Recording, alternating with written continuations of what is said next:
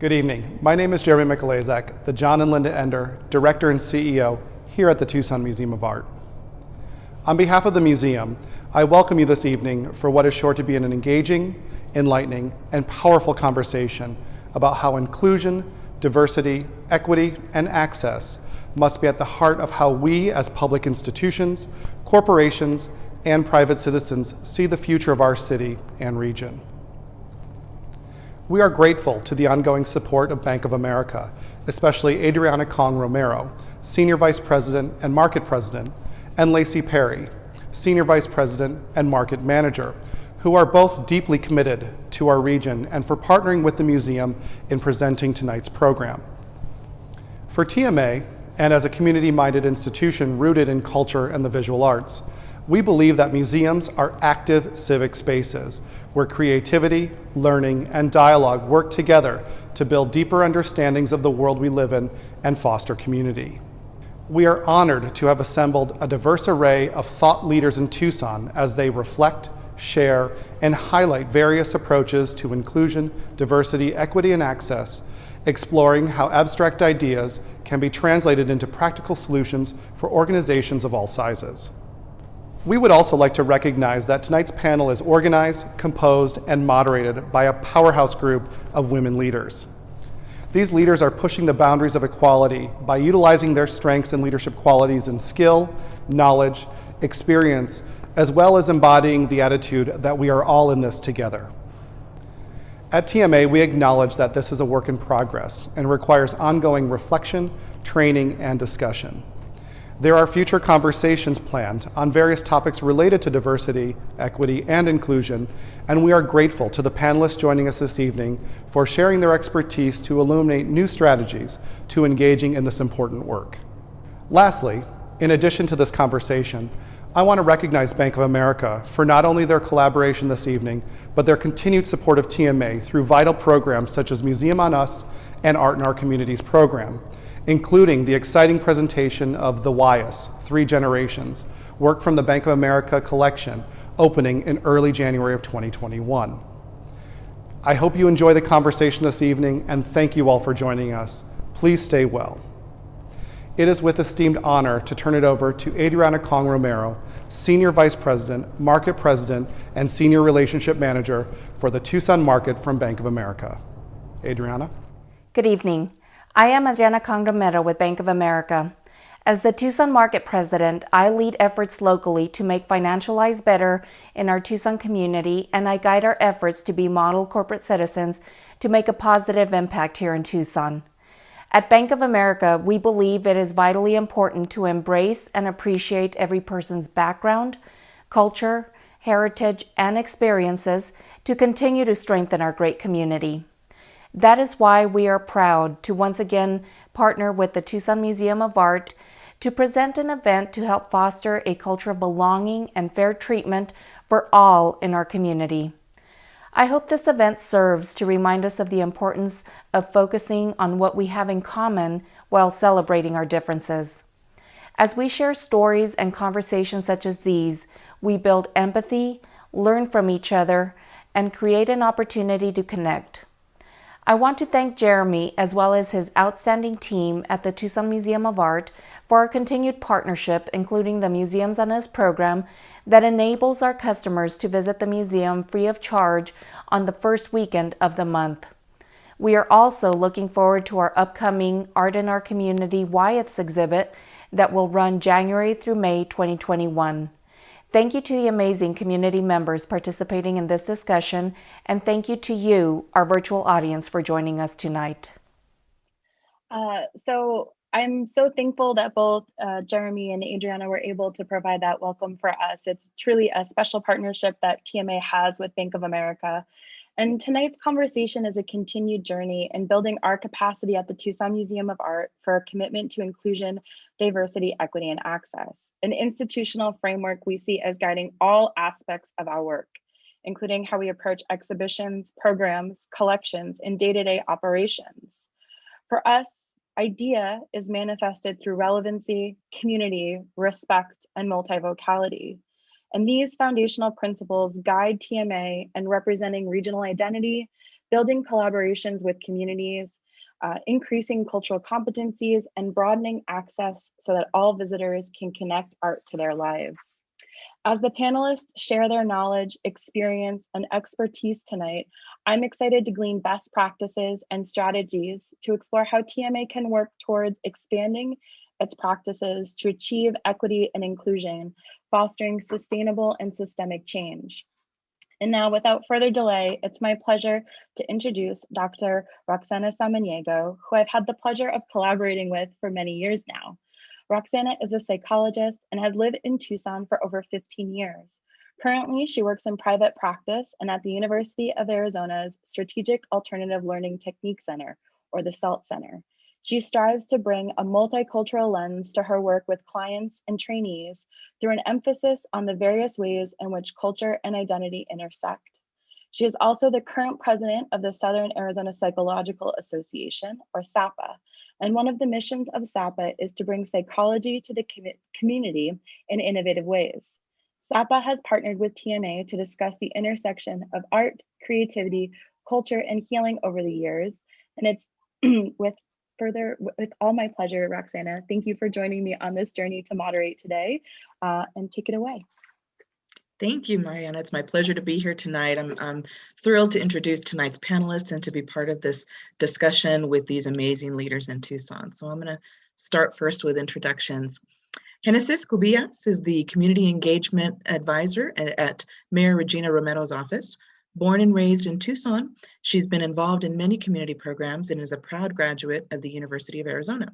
Her previous work with Planned Parenthood under the Raíz program was primarily focused on bringing resources and education to the Latinx community in Tucson.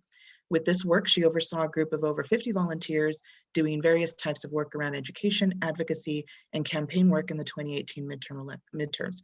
In addition, she has experience working with Jobs with Justice, standing in solidarity with unions and members in Tucson. Ashley Russa founded Rue Events in 2019, an event management company with a primary focus on supporting the growth of organizations and community leaders that foster equity, diversity, and inclusion initiatives. LaRussa is currently working on the Black Friday Project, an accessible list of Black businesses via website, app, and weekly newsletter. She serves on the local First Arizona Steering Committee, WFSA Annual Luncheon Committee, SVP Fast Pitch Committee, and Board of Directors at the City Center for Collaborative Learning. Ashley partners with hotels, co-working spaces, and event venues to strategically plan how to serve the community as a whole. Elizabeth McClean is an assistant professor in the Management and Organizations Department at the Eller College of Management. She holds a PhD in Organizational Behavior and Human Resource Management from the School of Industrial and Labor Relations at Cornell University. In her current role, she conducts research on the topics of leadership and gender and teaches courses and consults on topics of leadership, diversity, and human resource management. Prior to working at the University of Arizona, she worked at the Johnson School of Management at Cornell University, where she helped lead the MBA Leadership Development Assessment and Curriculum Review. She started her career as a human capital consultant at Mercer Consulting. Liz Pocock is the CEO of Startup Tucson and the 10 West Impact Festival and has over 9 years of experience in economic development, community building, and nonprofit organizational management. Licensed in Arizona, Liz received her JD from the University of Arizona and is now teaching there as an adjunct professor of entrepreneurship for the Eller College of Management. Outside of Startup, Liz is a trained mediator, member of the Downtown Tucson Partnership Board, Sister Jose Women's Center Board, Google Women Tech Maker, and a member of the SBDC and Pima County College Business Advisory Groups. She currently serves on the Tucson Convention Center Commission, and she was a Tucson 40 Under 40 recipient in 2019 and was a 2020 Tucson Women of Influence Rising Star winner. So thank you so much for being here. It's wonderful to have you all to be here and to share your expertise with us. I think I want to start by also acknowledging the wide spectrum of audience members that we have that has signed up for this evening. And it seemed that there are members from the arts community, from civic groups, from academic fields, nonprofit entities, and all businesses of all sizes. And we thank you all for tuning in. And we hope that with the panel of experts that we have, that there will be something that you will be able to take away and use in your organizational practices starting tomorrow. So to our panelists, I want to begin with some questions, and I would like to share I think the concern that I hear from a lot of people that, we constantly hear people in organizations talk about, their commitment to inclusion and diversity and equity.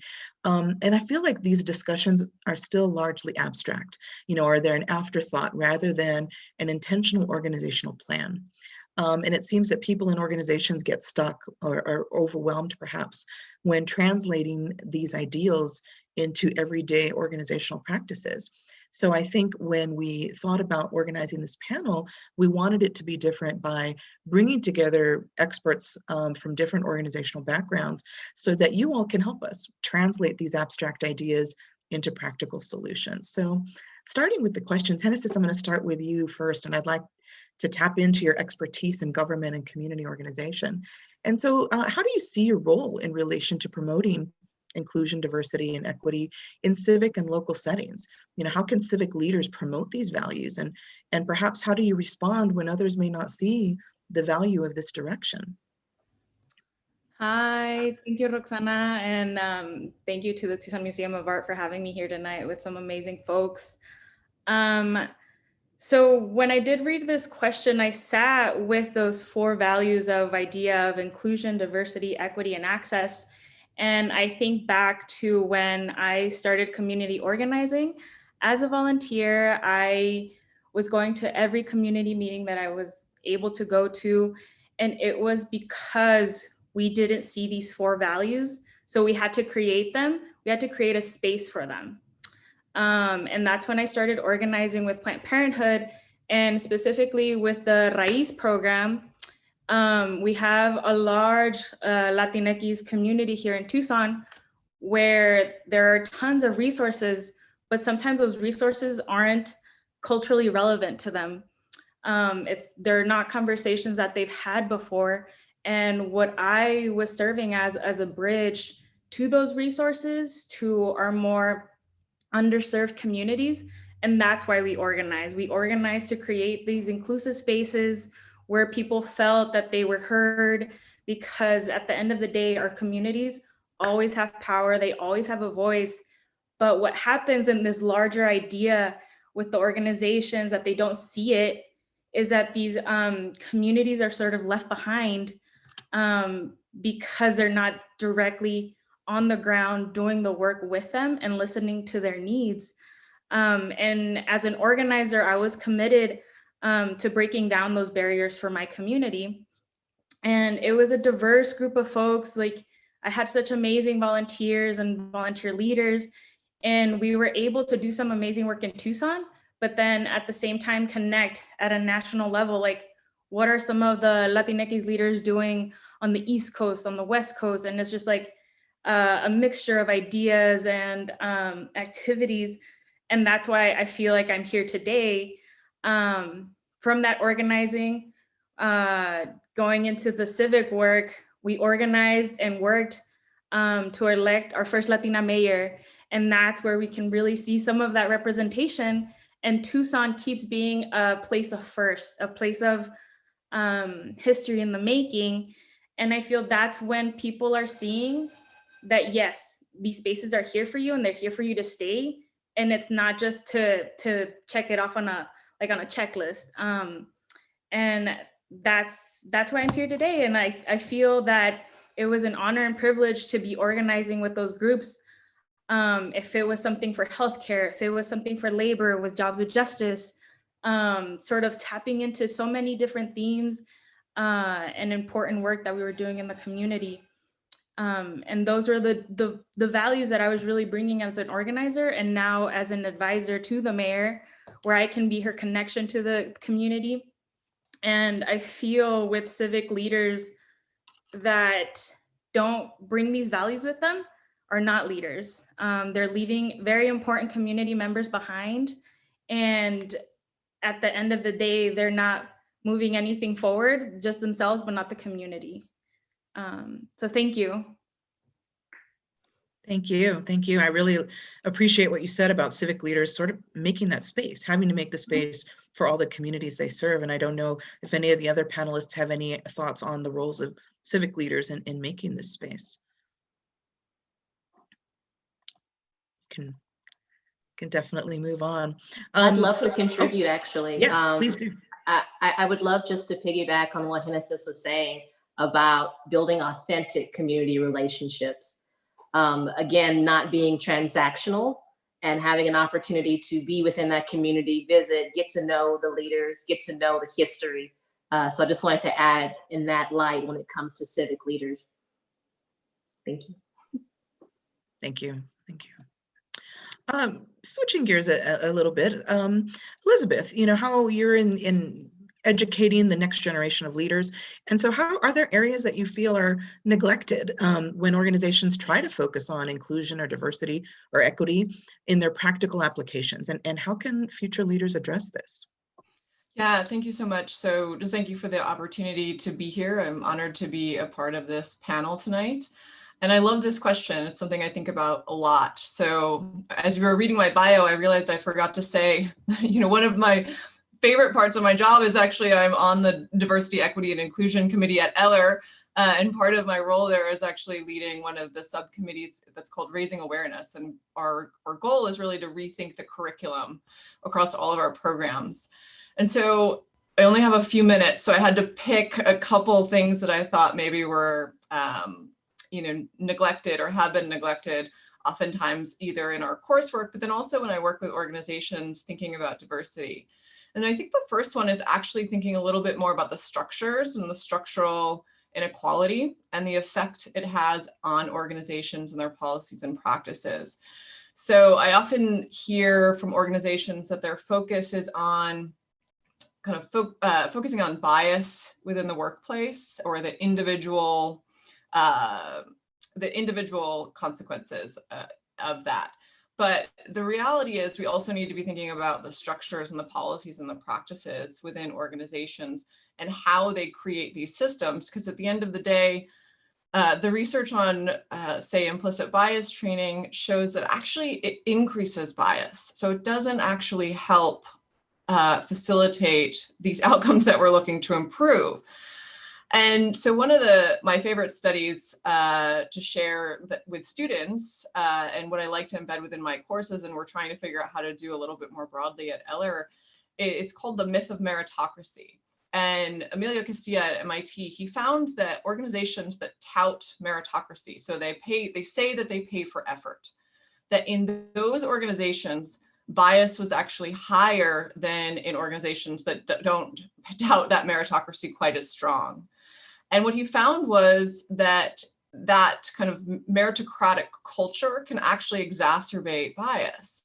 And to me, that speaks to this issue of thinking about our policies and practices. So what I like to encourage students to do, and then also managers and organizations, is to step back and evaluate how their policies and practices are facilitating equitable organizations. So that's kind of one of the major parts that I think is missing in curriculum. But then also when I speak with managers, oftentimes the focus is on, we need managerial training on bias. And I think, well, we need that, but we also need to think about our structures and our policies and practices. And then the second part of this is also sort of the paradigm that's used for thinking about diversity in organizations. So oftentimes companies think a lot about the D part, just getting representation, and they think, okay, we can kind of stir, and then voila, we have all of the benefits that come from getting representation. And to be fair, Eller also is kind of struggling with how do we get to the next part, which is the inclusion, the equity, and then thinking about access. And so my kind of encouragement for my students and building into the curriculum at Eller is thinking about those other aspects as well.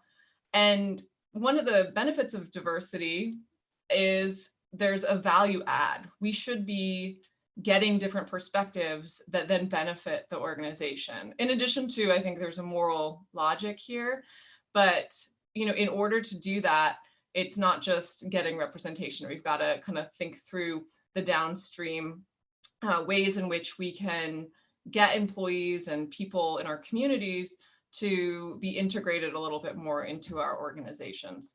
So those are kind of the two major I guess, areas that I think we're trying to figure out how to build into our curriculum at Eller, but that also when I talk to companies, I think are kind of lacking a little bit in terms of how they think about IDEA. Thank you.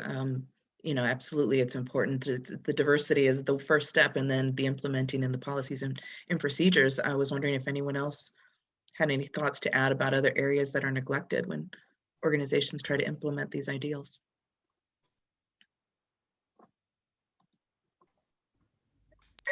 I'll say something. Yes, I think we need to address that race is a social construct and everything that comes with that.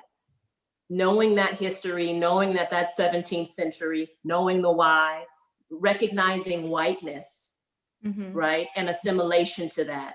I feel once we have these type of courageous conversations in the workplace with loved ones, we're doing that extra step of doing the work against anti-racism. So bias is very important. Our systems, yes, indeed. But if we can get to the hearts and minds of our community members, that's that deeper conversation that I feel would be great to introduce within the workplace. And then back to Elizabeth's point, though, if we don't change our policies and procedures, the behavior won't change and the implicit bias won't change. Yeah, I would just piggyback off of what Ashley said. So something that we did this year for the first time in Eller was actually start talking about the history of racism, which was challenging. I mean, it's an uncomfortable topic, I think, for a lot of folks, especially us white folks, right? And there was some pushback even, why are we talking about this at a business school? And so we had to figure out, well, how do we translate this and show that this is actually really important, and we've got to start understanding the historical context of the inequality that we're seeing in society and organizations. So I love that Ashley added that as well. Well, Ashley, actually continuing with you, Ashley, as an individual who's... Sorry, I'm interrupting because I know Génesis was unmuted. Yeah, I mean, Ashley hit it out of the ballpark, but I think it's important to have those difficult conversations. And with that, I think of a lot of my colleagues that are in like starting roles at their jobs or whatever organization they aren't giving those like leadership opportunities that white folks might have. But making that part, if it's either a program or curriculum, to sort of create those opportunities for folks of color, at least in a professional setting, which sometimes isn't done. That was it. No, thank you.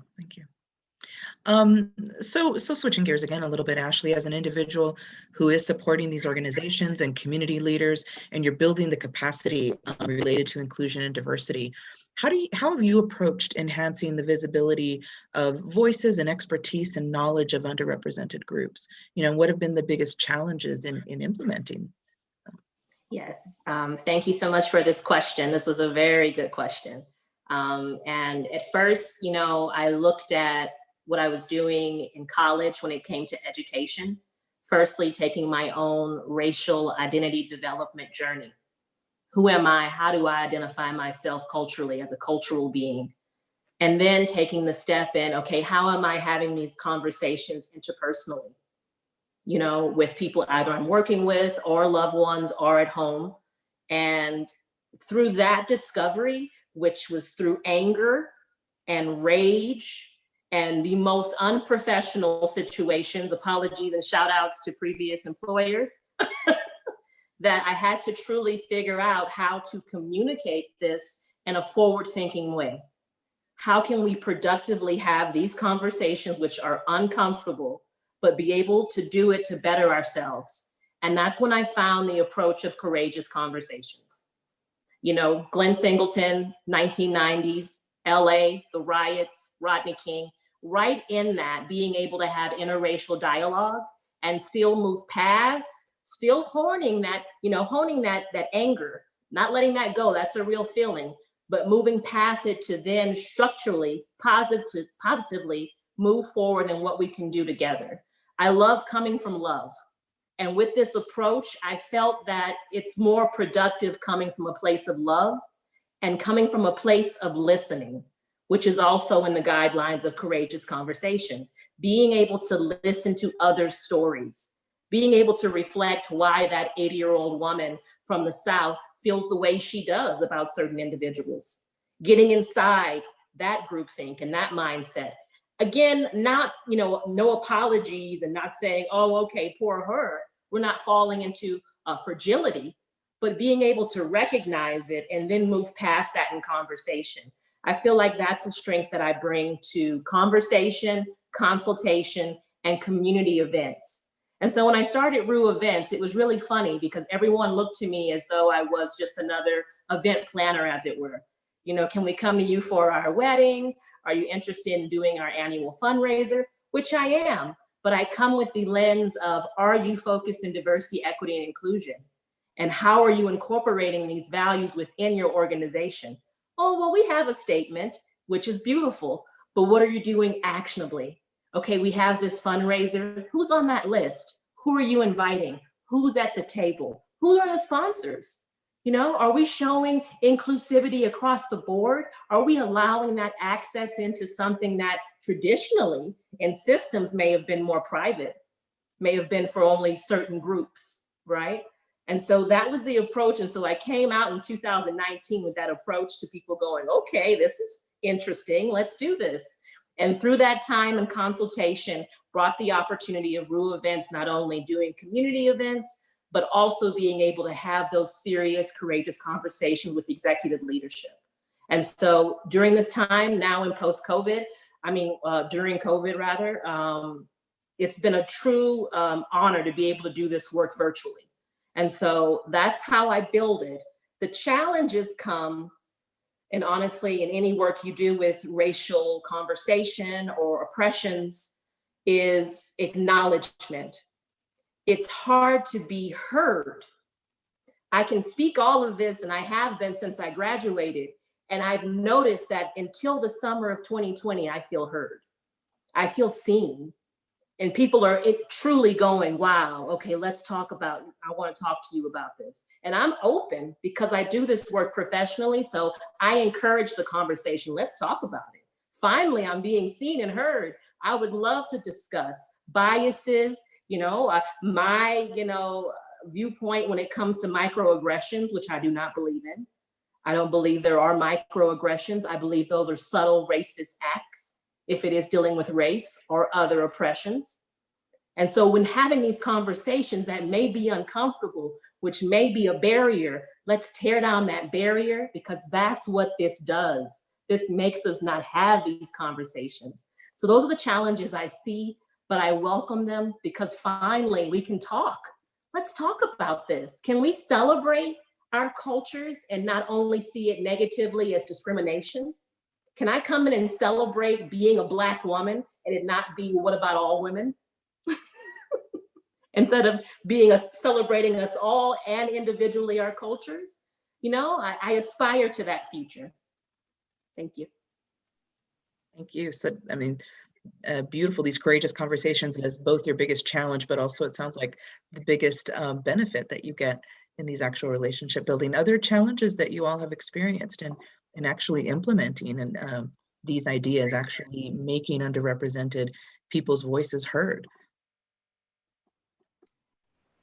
We have a challenge of how to get white men on board, I guess.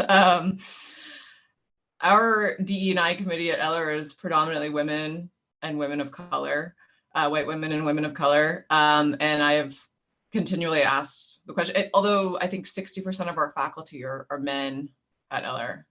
And so we can kind of continually ask the question of, who should be involved in doing this work if we really want to change things and change the culture.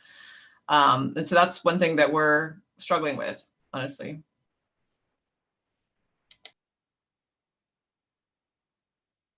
Yeah, getting everybody at the table. Interesting. Any other thoughts before I move on to the next question?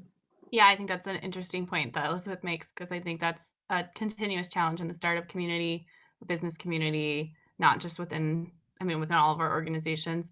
And then I think that there's a lot of really interesting information coming out about, how women are leaving the workforce or have the potential to leave the workforce, and how it's really scary to think about that it is mostly women that step up to take on these additional roles within their organizations and within their communities and within all of these conversations. And so we've been talking a lot about this with our startup founders, with other women in the community leaders. What are we going to do? Because the burden of COVID has shown that we are the ones that tend to take up the reins, and we are the ones that are starting these these committees within our organizations. We're the ones that are really concerned about this. And if we're leaving the workforce because now we're going to go take on additional responsibilities in family or home or whatever else, who's going to continue to have these conversations? And that's a really scary thing to think about, because we know we need to have them now more than ever. We've always needed them, but now we need them more than ever. And who's going to do it if we're all experiencing this seismic shift?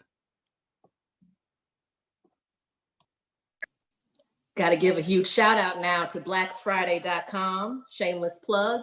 Honestly, we started this organization for this type of conversation, seeing that we're not having representation, now being able to go within categories and industries to speak with owners that may be able to offer entrepreneurial options, or even access to resources that these beautiful organizations that we have here in Tucson can offer. There's this bridge, there's this gap to fill in communication. And I just feel this year has really ushered us to all be talking together, building partnership, and in the future, building what Tucson truly can be on the map of the nation. So I'm really excited about this, you all. There's a change coming.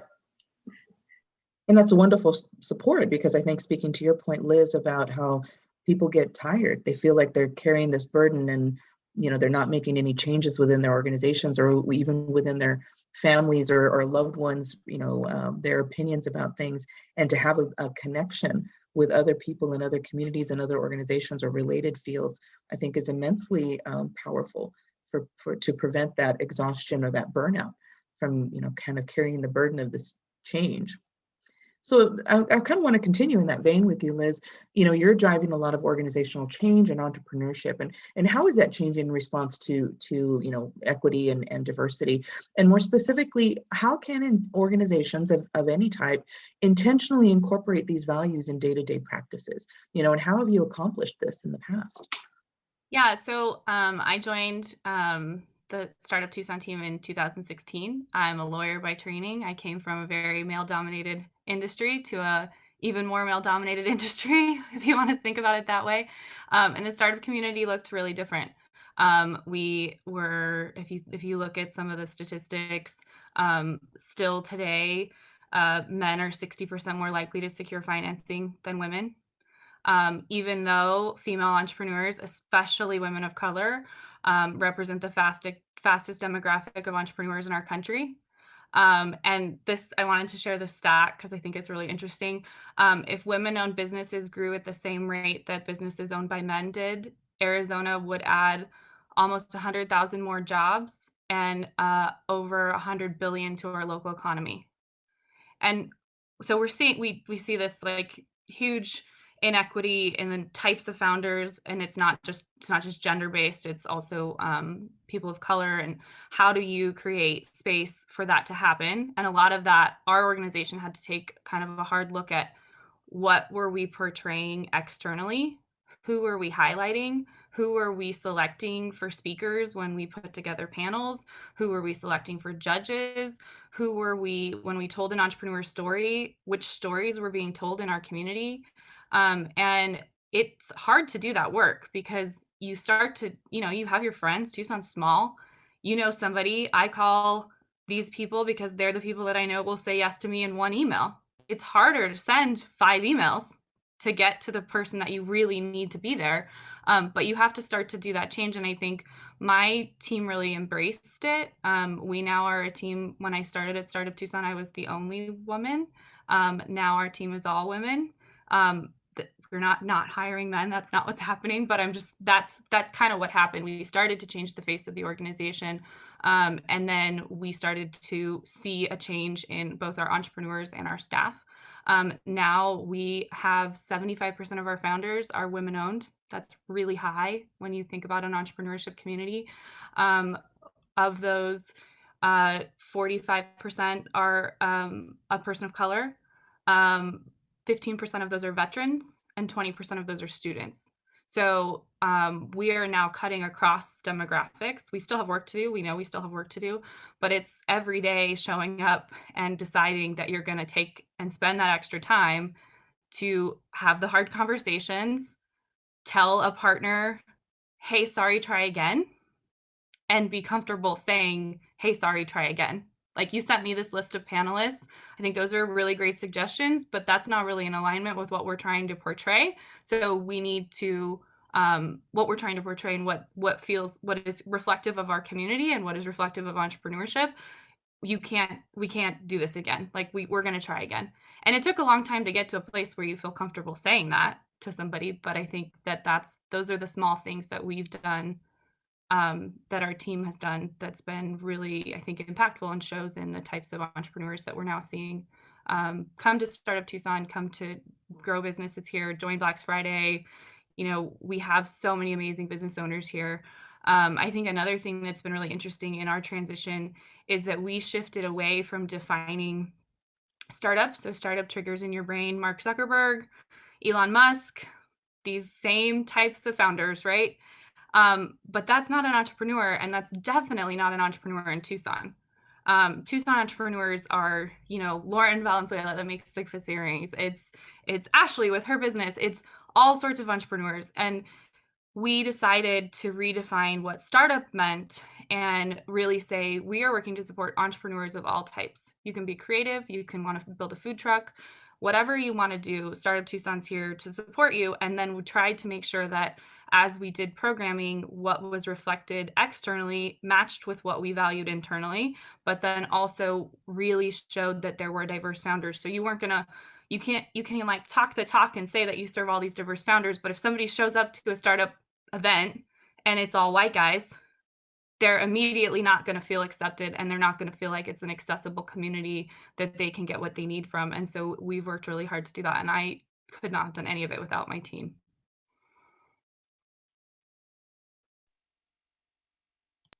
Any other thoughts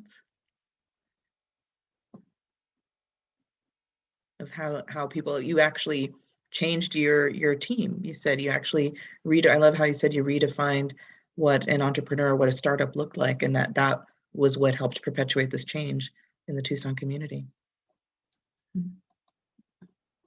So how else have you all incorporated these values in your day-to-day practices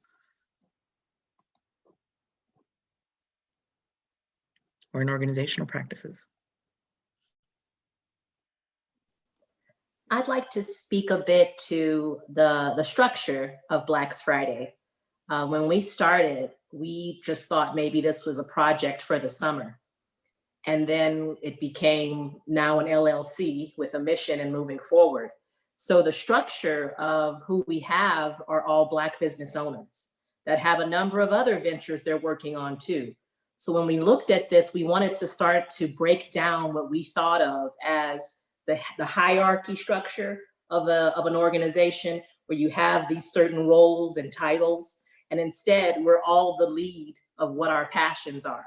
And so we have, Terrell Henry on our social media. We have Akil Hamid on website lead, our app lead, instead of it being more of a chief of. And that really shifted how we spoke to each other, especially being a team predominantly male, Black male, and 2 women who identify as women.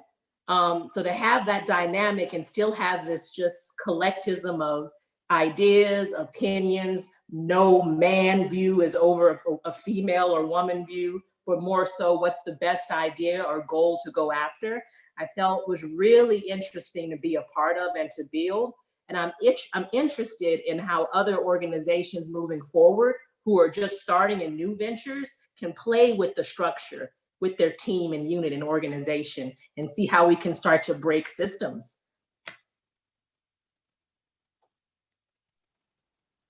I think that very much illustrates, Elizabeth, the point you were making that, the actual practices, the actual organizational structure had to change, not just talking about, valuing, but actually changing organizational structures. That's interesting. Yeah, just to follow up on that, I know I come from the research side, so my mind always goes to, well, what does research say about that? And that's actually Robin Eli. She studies mostly gender and leadership, but what she talks about is breaking down the systems of hierarchy especially when they're correlated to things like gender or race. And so you just illustrated a perfect example of that, Ashley. So thanks for that. Thank you. So, and this is, asking a question directed at all of you or any of you. Would you give different advice to an established organization or business or nonprofit, anything like that, versus any new ventures on how to incorporate ideas of inclusion or diversity or accessibility? Are there specific translatable approaches that you might recommend and that might be different from existing versus new ventures?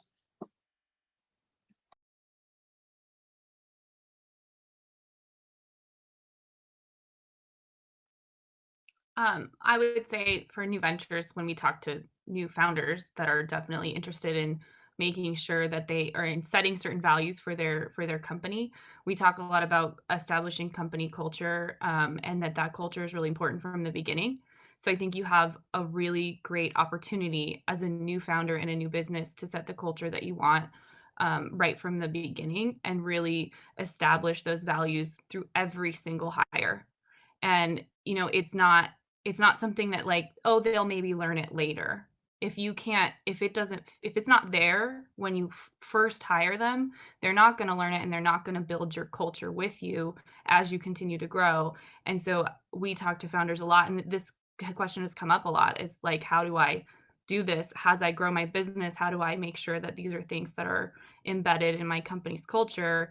And so I do think it's probably easier if you're a new founder versus, maybe Elizabeth can comment on if you're an established corporation, it's going to be, or an established organization, especially a large one. I mean, our team is 4 people, so we're pretty nimble, and we can have really open conversations as things are happening and pivot really quickly. And if a value doesn't feel like it's being portrayed, our team calls each other on it, like it's happening fast. But if you're a bigger organization, there's institutional, all sorts of things that make it harder to do that. So that would just be from the startup side. You have a really great opportunity if this is something that is really important to you, and it should be, that you can embed that really early on. And then I think Elizabeth should address the corporate culture side of things. Yeah, I was going to say something similar. I was hoping you would jump in first, given your experience. And then as you were talking, I just thought of what just happened at Fort Hood. So we just saw, 14 very, very senior military leaders fired because of this culture of sexual harassment and sexism. And I was chatting with one of my colleagues at Eller about this, and how do you create culture change in an established organization? It takes pretty drastic measures to create culture change. And so we're seeing that as an example. And what'll be interesting to see is, well, does that work? What else needs to happen to make change, particularly at Fort Hood, but in the Army kind of more generally? And then to your point, Liz, I think it's a real opportunity as a new organization to figure out, how do you set those norms? Because like you said, once they are set, they're really hard to change. So I would, not that if you are an established organization, you shouldn't try, right? That's not my message. But I do agree that as an entrepreneurial organization, there's a unique opportunity there. Are there, sort of less drastic approaches? Like you said, it might, firing leadership could be one way, but I was noticing in the chat, somebody talked about how oftentimes, trainings and like diversity trainings and things like that are aimed at changing the culture of an organization are often not well received. From that, are there other, things that you all recommend about sort of trying to then embed those values in and changing a little bit of the organizational culture? I would say take an opportunity for community input. Depending upon where you are in the nation, reaching out to community members and going, hey, what can we do better? Or how can we better serve this specific community? There's not enough dialogue, between each other. Again, we're speaking, at each other about all of our own oppressions and grievances and not listening and being empathetic to other individuals around us. So I think that's something we could all work on just in our everyday with interactions. I could add something, at least for the role that I have now, just having our office be accessible to the community has been a really big push. Whereas I feel some folks didn't see that before. And also that community input that we try to sort of take into everything that we work on. And the COVID has really put us under a magnifying glass, at least into how the city works. How is it that we function as an organization that is so large? And really, how are we providing the best services and resources to our most underserved communities? So I feel like this year it's something that has had to happen really fast. And then now we're having the difficult conversations. Silver lining with COVID. So. Can organizations even continue to be viable if they don't, elicit some measure of community input, do you think, nowadays?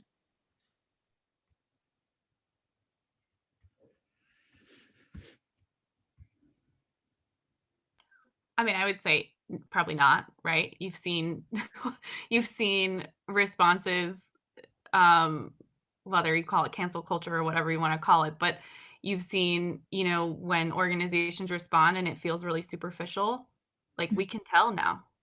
You can't hide that anymore. Social media does not let that just like, oh, we made this nice public statement and we didn't really mean it.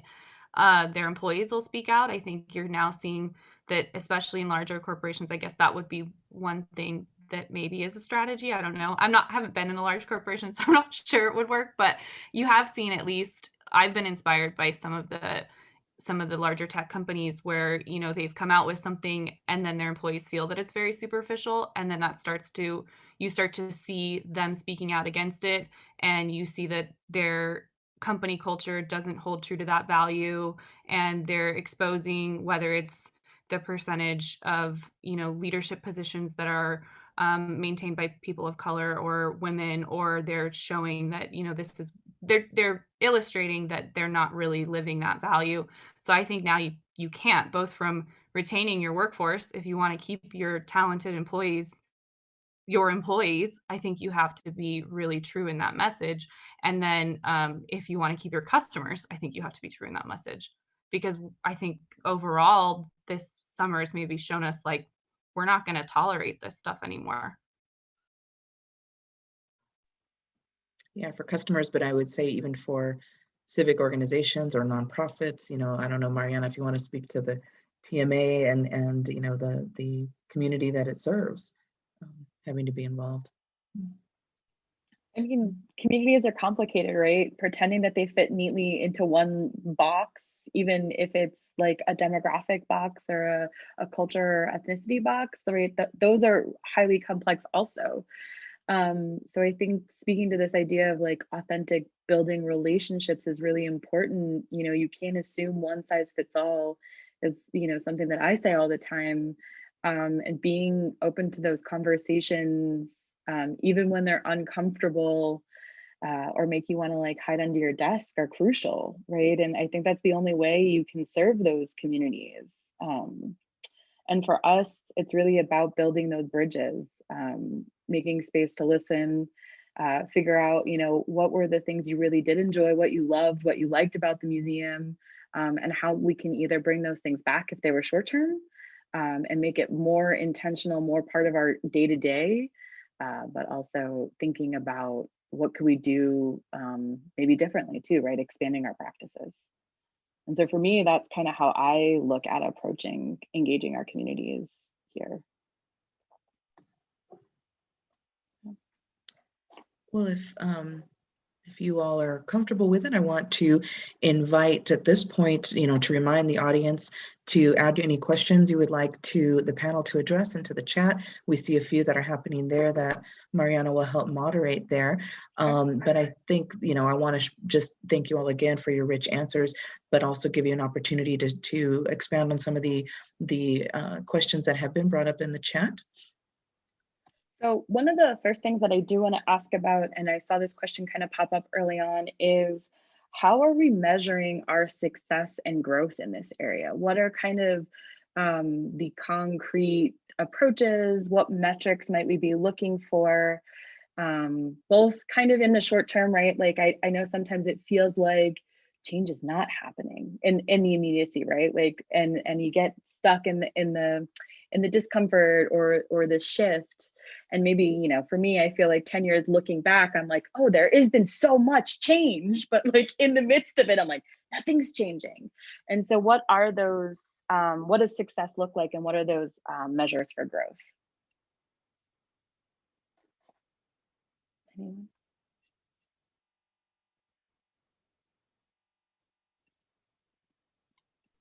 I mean, we have some pretty tangible ones for our organization. So ours is based around some of that stuff I said. So we are constantly looking at the diversity of the entrepreneurs coming through our program. And then we're also looking at the next steps, especially in areas that they've maybe previously been underrepresented or not have access to.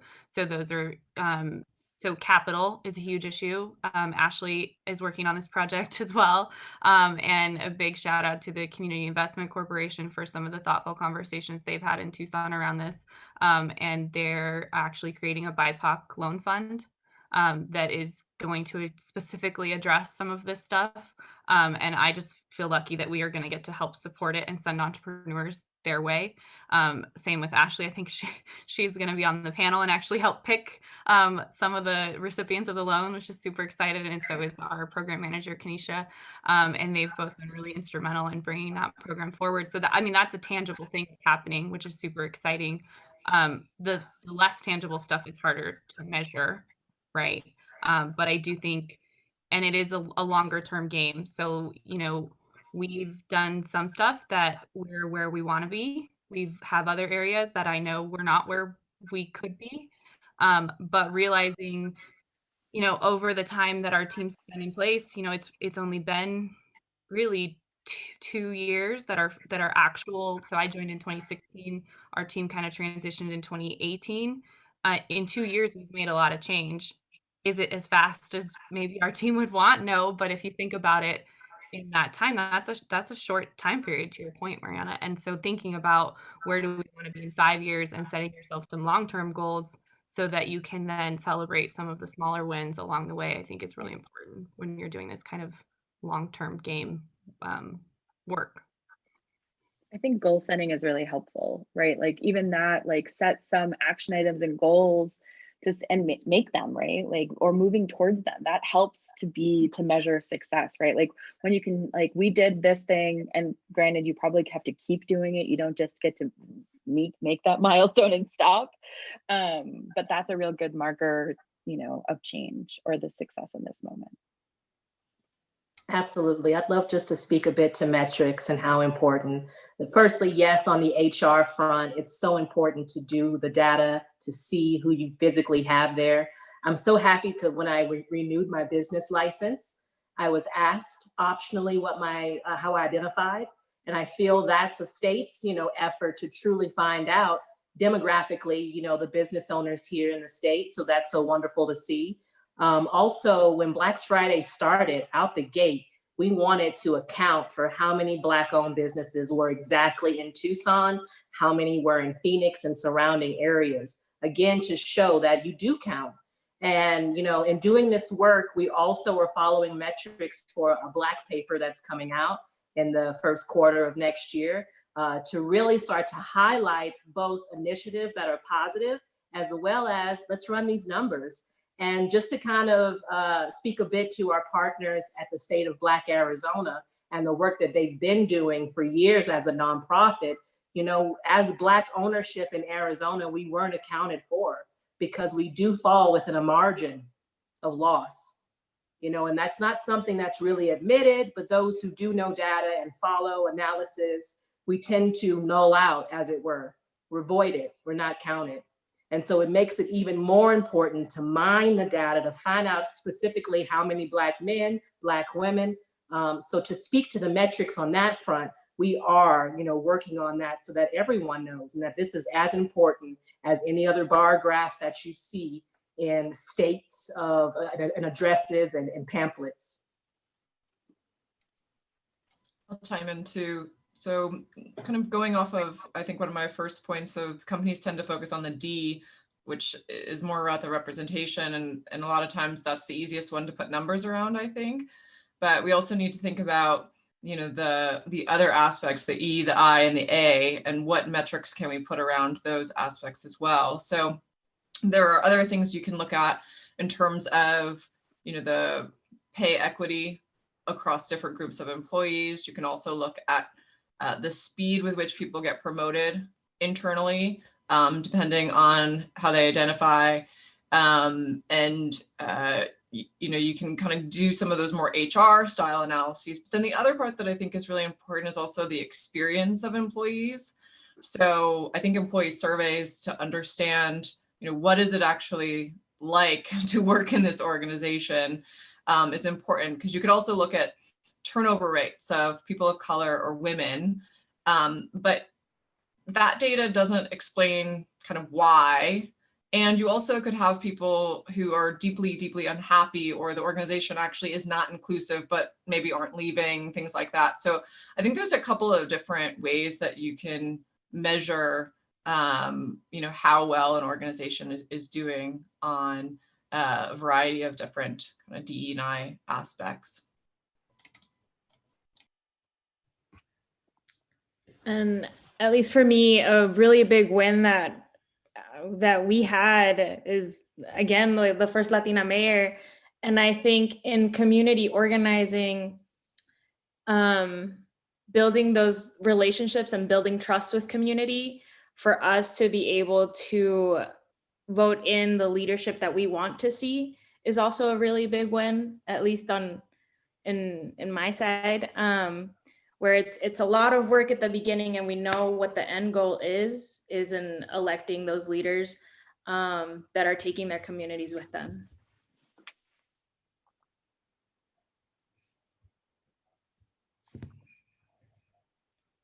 So I have a couple other questions. So what thoughts do you have about how to mobilize and nurture among potential allies in various settings, as a growing sense that now is a time, right, to push back against the inequities and biases which have been perpetuated by racist and sexist attitudes among people historically in power? It's a small question. I see all everybody's faces and the eyes widening. Do you need me to read it again? It's awkward to see everybody laughing, but hear no laugh. I'm gonna just make Ashley laugh harder. Anyway, so any advice or recommendations about how to mobilize and nurture allyship as we kind of push against these racist and sexist attitudes?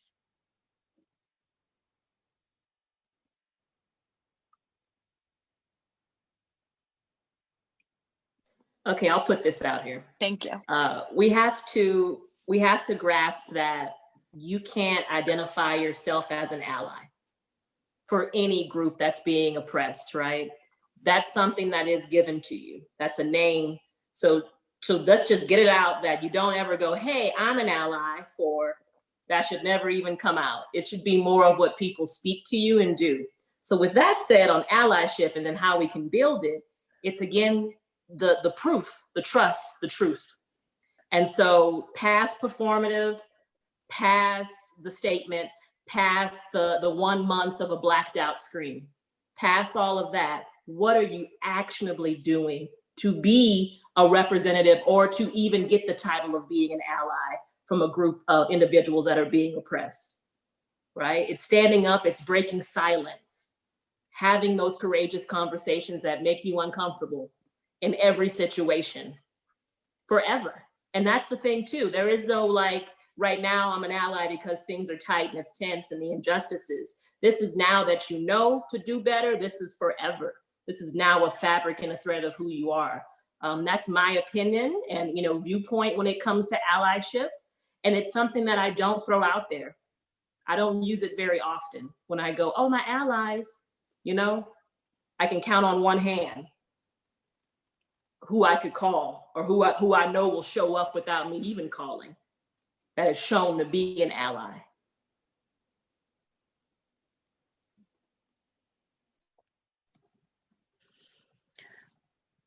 I'll speak to something about that coming from a very different world, though I'm obviously not coming from a business perspective, but coming from a mental health perspective. And particularly when you're talking about people, BIPOC communities, people of color, where we don't have to use the term allyship, but that support of a community is hugely protective of the effects of daily oppressions, and really it's one of the factors that gets highlighted in research a lot that people need, particularly when they sort of face these everyday attacks on their identity or their what their goals, their very business and livelihoods, that they need support from within their community and possibly with allies if they decide, if they grant that allyship status to somebody else in their world.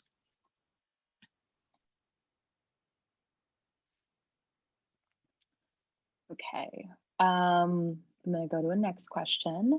So, what advice can you give to someone who's looking to strengthen their leadership skills in today's world?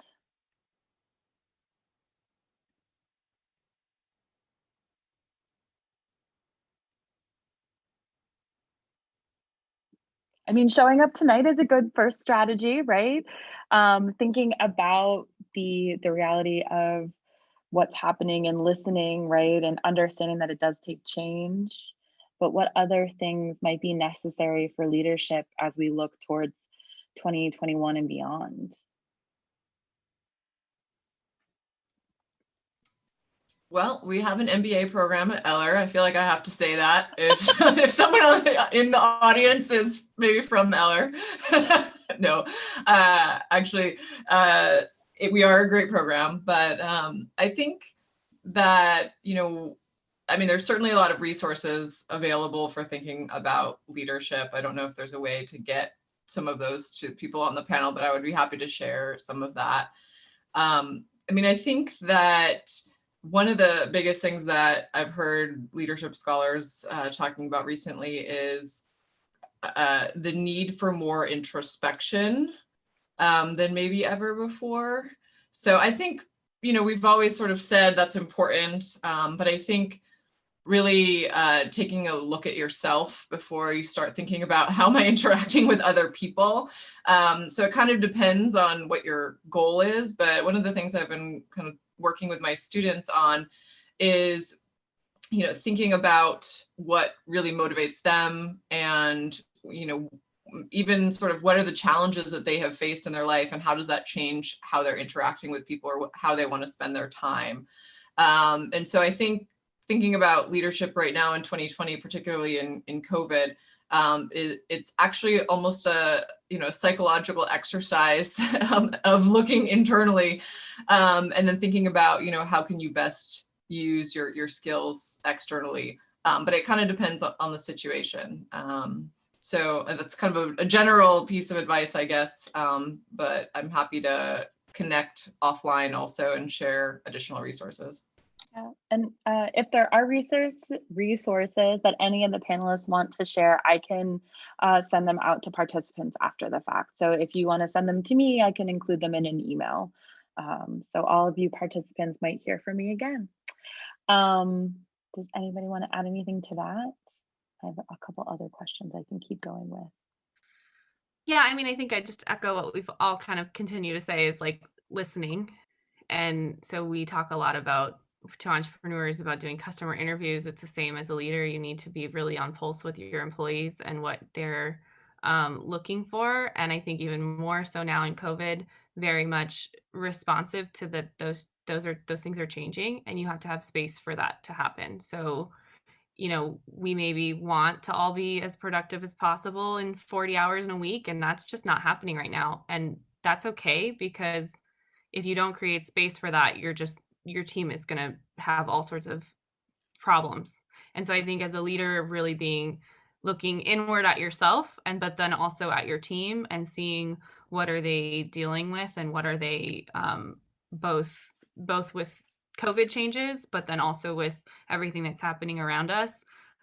What are they thinking about every day? What are they worried about? What are their internal problems? Like, you're meeting their cats on Zoom, so like you need to ask these questions now.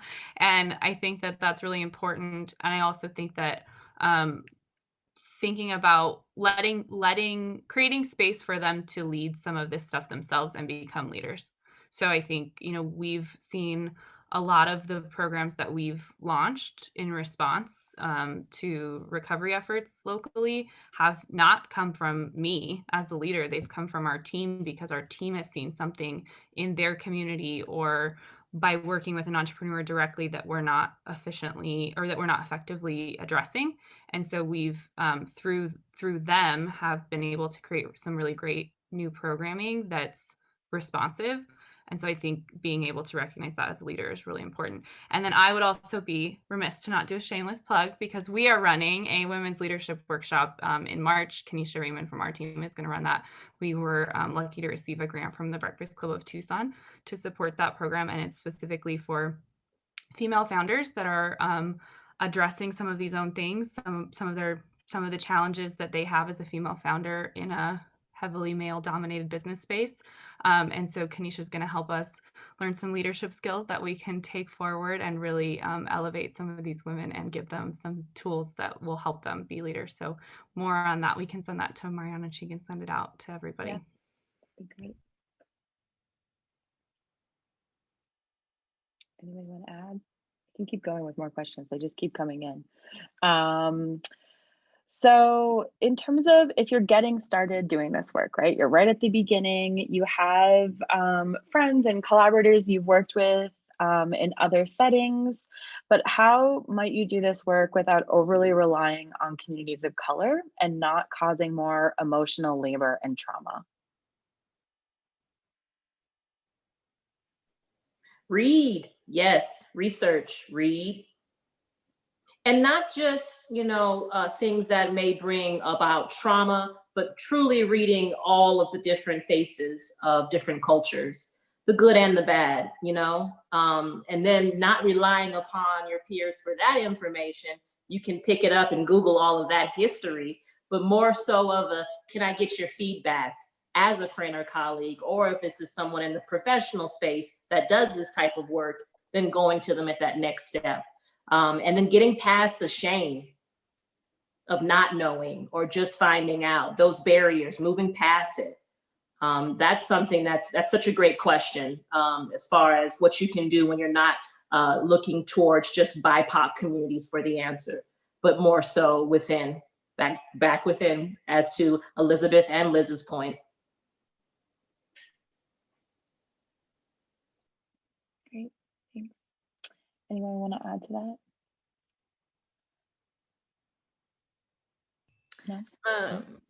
No? And then supporting some of the folks that are doing this work. And I know right now on social media, there are so many Black educators, there's so many Latinx educators that are there, and pay them for their services. And some of them are putting so much good information out where it's like, if you have something, just sending a couple bucks, and it's like, they're the ones providing that information for you if you don't want to read.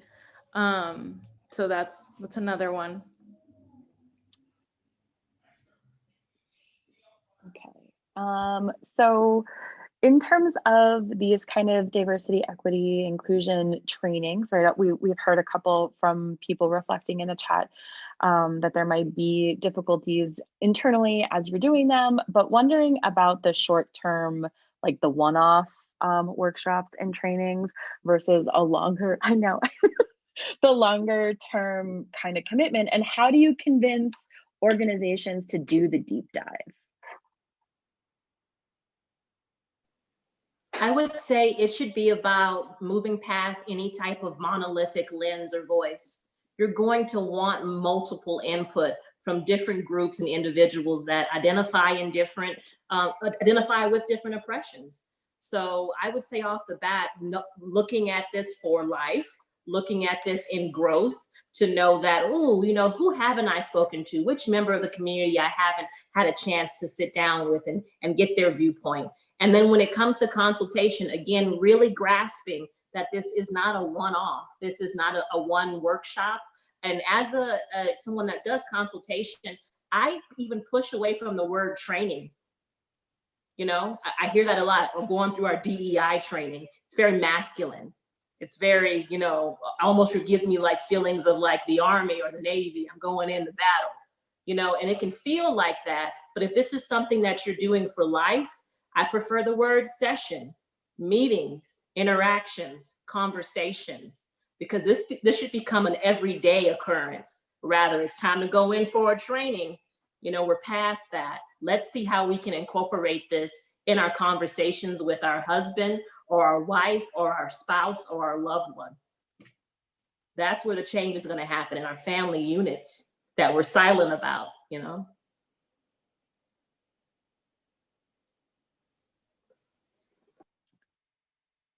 Anybody else?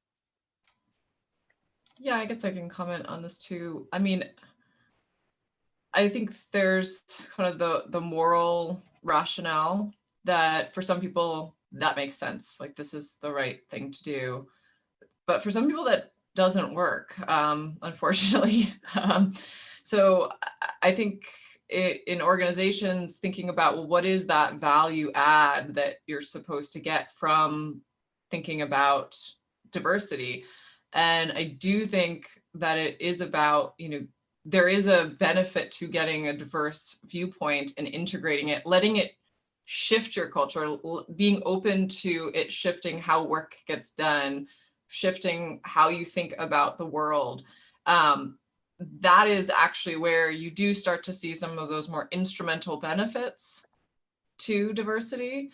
And so it kind of depends. I don't know if the question is sort of asking, like, how do you sell this to people? I mean, this is something that I think about a lot in the business school of like, well, how do I convince my students that this is really important? And for some, they just get it. They're like, yeah, this makes sense. This is important. And for others, I have to give that more instrumental outcome perspective. So it depends sometimes, but I think, you know, there are reasons to use both.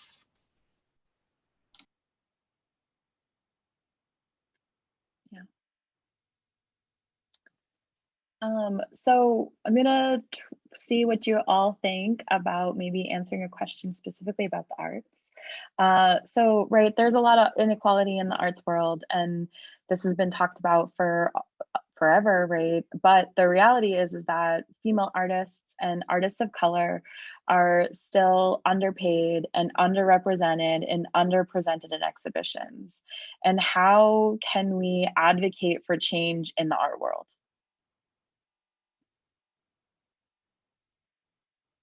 And right, that's a hard question, I think, but it speaks to this idea of translating this conversation into practice. And I, like, as you all have been talking, I've been taking notes about things for me, like, what are the key takeaways that I can take back tomorrow morning in the office and be like, okay, here are some things that I need to recommit to. But again, that's not necessarily changing the structure of equal pay and arts prices, but it does hopefully get to that in the long run. But I didn't know if you had ideas at this point to share in response to that question.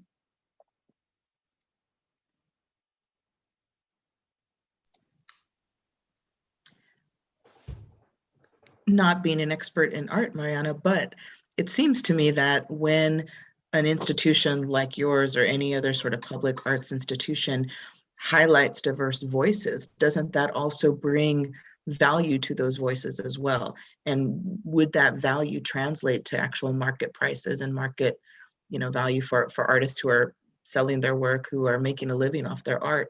I mean, it seems to me that that would be a responsibility of some of the organizations that that showcase this art, but that provides some of that Yeah. value by showing diverse voices. Yeah. And then perhaps as a gatekeeper to that art world, perhaps it's time for the institution to have what Ashley had mentioned earlier, that courageous conversation as into how are you uplifting in this time of change, uplifting artists of color or just something different, and how are you sort of compensating those artists as well? And I'm not sure how those conversations go, but perhaps it is time for that. Yeah. And I yeah. say maybe like listening to your audiences, and like you said, they have different voices, and maybe listening to your not audiences. So who's not coming, and would they come if there were better representation of female artists or artists of color? And are those, like, you can create yourself a little toolbox the same way that we tell our entrepreneurs to do when they're thinking about their customers. I mean, what tools would make, to Elizabeth's point, that argument really compelling when you're planning your next year's calendar? We have these goals, and TMA is no exception to that, of, okay, our current membership is this.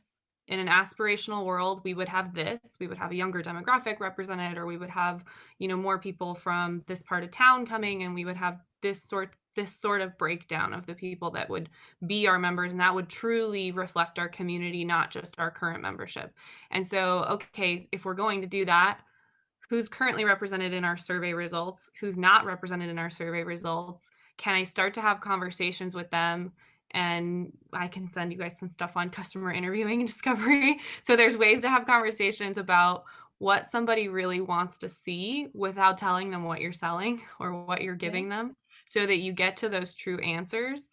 And then that's what you use to build the product or the thing that you're giving them. And I would imagine that our community wants that and is demanding that, and you would see different representation in your attendees if those shifts started to come. But you need to equip yourself with the toolbox to be able to effectively have those conversations. So since we're wrapping up with time, I was going to have that be our last question. But if anybody has any concluding remarks at this moment, you can think about that. I'm going to share the takeaways that I have for myself and for, tomorrow morning, what I want to start talking about. But really breaking down barriers, right? So not being afraid to shatter what was happening yesterday, right? And moving to new spaces. Developing culturally relevant resources. Making authentic and not transactional relationships with communities.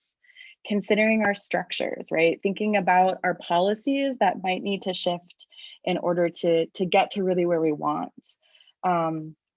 Thinking about who and what stories are being told. Standing up for your values. I think that's a really important one, right? Ethically, you can sometimes feel it, that this feels a little funny, and standing up for that is totally okay. Broadening the standard definitions. Being open to community input and dialogue. And Liz, I'd love those resources. That would be amazing. And paying people for their expertise and time. So those are my 9 takeaways from this conversation. But if anybody else has any concluding remarks at this moment, I'd love to hear them. I think that was beautiful. One last thing that I would want to add, that this work, some of these difficult conversations that we are having, it's always important to check in with yourself at the end of the day. Are you taking care of yourself? Are you drinking water? So yeah, just self-care. Just got to take care of yourself to keep doing the work. Yeah. I'd like some final words on the importance of definitions. So as you're having these conversations, seeing how others define diversity, equity, and inclusion and access, seeing how they define race is so important. And then just to put that out there, I also want to give a huge shout out to Black and Indigenous women and men. We tend to say people of color, we tend to say women of color, but to note there are women and men who identify as Black or Indigenous Native, so please just be open to the BIPOC. Thank you all.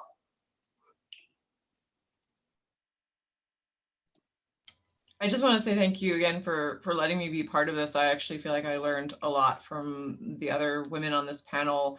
And so for me, these experiences are also, I view them as my development as well, as I'm kind of learning how to navigate this work.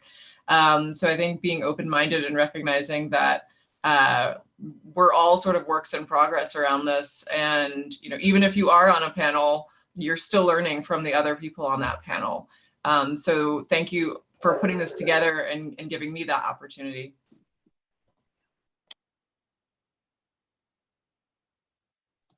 Roxana, did you have anything you wanted to add? Yes, it was my privilege to moderate this discussion, and I learned so much from you all. 2 more takeaways that I heard, if you want to add them to your list or not, Yeah, I'm ready. was that the opportunity when we're building something new, a new venture, that we have the opportunity to create the culture by sticking to our values.